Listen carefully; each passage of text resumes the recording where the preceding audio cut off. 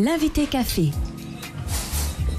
Notre invité café ce matin, un nouveau candidat aux européennes de passage chez nous. Le député européen de la France Insoumise, M. Younous Omarjee, est notre invité café ce matin. Il répond aux questions de notre équipe. Bonjour Younous Omarjee. Bonjour. Malik le disait, nouveau candidat en déplacement chez nous. La Guyane, véritablement aujourd'hui, un passage obligé pour un candidat aux européennes? D'abord, je suis député européen sortant de toute la circonscription des Outre-mer. C'est juste la 4e fois que je suis en Guyane. La dernière fois, c'était pour la campagne des législatives et la fois d'avant, j'étais pour la marche.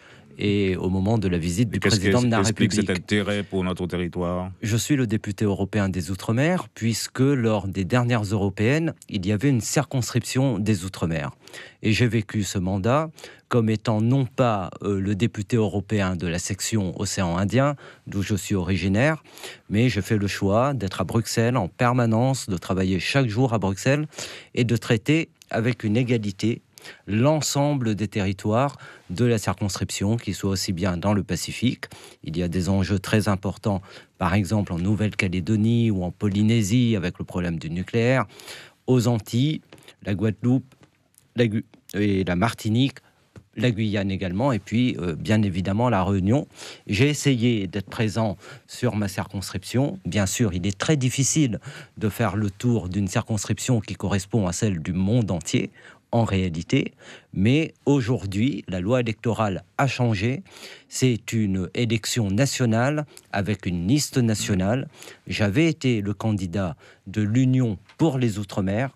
Je suis aujourd'hui candidat sur la liste de la France Insoumise conduite par Manon Aubry, et je suis le 2e homme sur cette liste, et j'espère que j'aurai la confiance des électeurs et que je serai réélu, mais je crois que la position qui est la mienne fait que je serai certainement demain au Parlement européen pour continuer les combats pour les Outre-mer. Olivier Dabonne. Alors justement, vous avez parlé des enjeux qui sont différents pour les différents les territoires, justement ultramarins. Pour nous, pour la Guyane, ce serait quoi ? D'abord, on s'est battu pendant la période 2014-2020 pour que la Guyane ait une enveloppe à la hauteur de ce qu'elle pouvait prétendre. Et ces combats, nous les avons menés ensemble, je veux le dire, avec le président de la CTG. Vous savez, lorsqu'il s'agit d'Europe, on tait ces divergences. Nous en avons des divergences politiques et on essaie de s'unir dans l'intérêt des pays. Et j'ai eu la même attitude avec l'ensemble des présidents des collectivités des Outre-mer. Je suis le représentant des Outre-mer, je ne suis pas là pour reporter les querelles politiques à Bruxelles. Vous êtes battu pour ces fonds, dites-vous, c'est-à-dire que les intérêts de nos territoires ne sont pas réellement pris en compte au niveau Ils ne européen. sont pas toujours... Parce qu'il faut se battre systématiquement. Ben oui, vous savez, c'est toujours pareil. Ouais. Aussi bien l'Europe que la France instrumentalisent souvent nos territoires d'outre-mer pour leurs propres intérêts. Et ensuite, ils nous renvoient un discours comme si nous étions des mendiants, alors que nous sommes juste les régions d'outre-mer les plus pauvres d'Europe. Vous savez, ce n'est pas l'honneur de la France, qui est la 2e puissance dans l'Union européenne, la 6e puissance économique du monde, de compter parmi les régions les plus pauvres de l'Union européenne. C'est pourquoi la bataille pour les enveloppes est une bataille importante. Et elle a recommencé, puisque nous déterminons actuellement les cadres pour la période 2021-2027. J'ai l'honneur de présider la négociation avec la Commission européenne et le Conseil européen, c'est-à-dire les États membres. Mais les Guyanais doivent avoir à l'esprit que cette négociation est à cheval sur 2 législatures. Je suis engagé dans cette négociation maintenant, et dès le lendemain de l'élection, je poursuivrai. Alors, Younous Omarjee, quand on dit que l'Europe, une chance pour la Guyane et l'Outre-mer, c'est du beau discours tout cela, finalement. L'Outre-mer et la Guyane sont une chance pour Ah oui, c'est plutôt l'inverse. C'est plutôt l'inverse. Et oui, c'est l'inverse, parce que pour la Guyane, nous le savons, la Guyane apporte à l'Union européenne cette puissance qu'est Kourou, qui est considérable.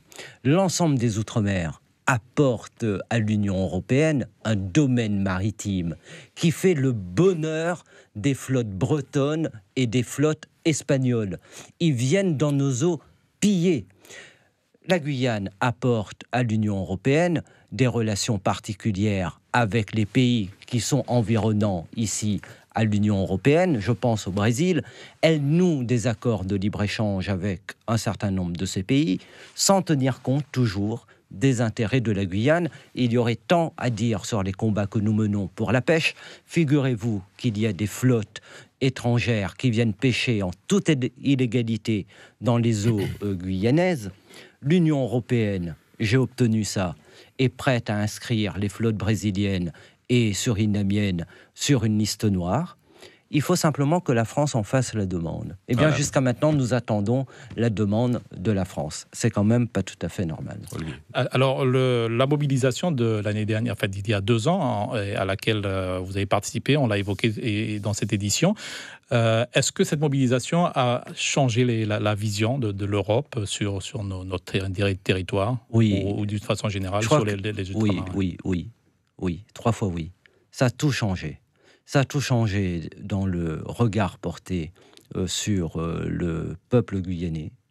À quel niveau ? Qui est un peuple debout et qui prend en main la recherche des chemins pour son destin. C'est très important. Ça a beaucoup changé dans la relation avec l'État, et puis ça a beaucoup changé dans la relation des élus eux-mêmes avec les Guyanais.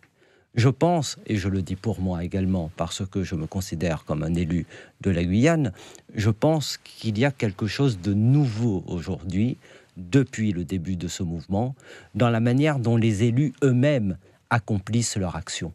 Ils savent qu'ils travaillent sous la vigilance populaire.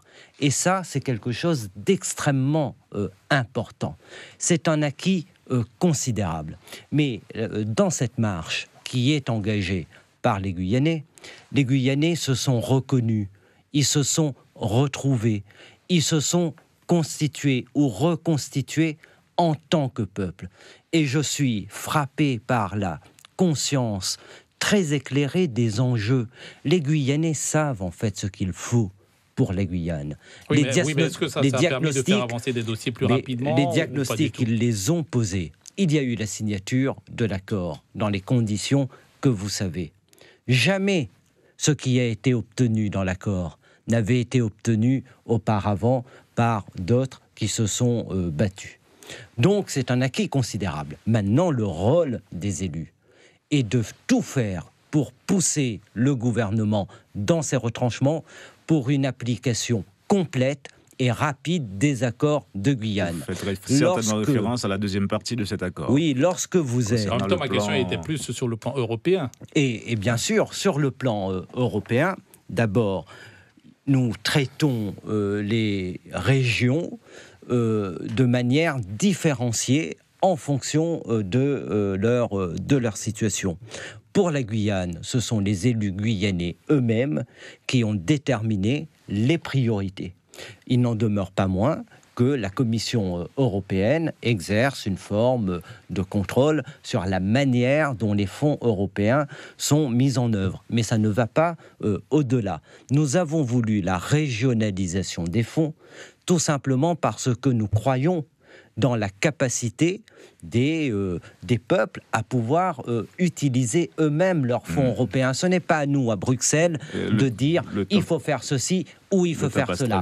Mais c'est à nous, à Bruxelles, en revanche, de dire ce que vous êtes en train de faire, là, c'est pas bon du tout. Oui. Ça ne va pas dans le sens des orientations. Une question, avec tous ces dossiers, que ce soit Nouvelle-Calédonie, en passant par la Guyane, vous ne trouvez pas que c'est pas trop pour un seul homme? En deux mots. Non, parce que je ne suis pas seul. Non, je ne suis pas seul, évidemment. Il y a aussi les députés nationaux, il y a les élus locaux, il y a le président de collectivité. Mais ce que je veux dire, c'est que quand on vient des Outre-mer, un élu, il doit toujours pousser le pouvoir, quel qu'il soit, quels que soient les gouvernements, un rapport de force dans ses retranchements. Et Merci. Un bon député est un député qui n'est pas dans les petits papiers du pouvoir. Merci Younous Omarji d'avoir répondu à nos questions ce matin. L'invité café. Suivez l'info sur Guyana Première, télé, radio et internet.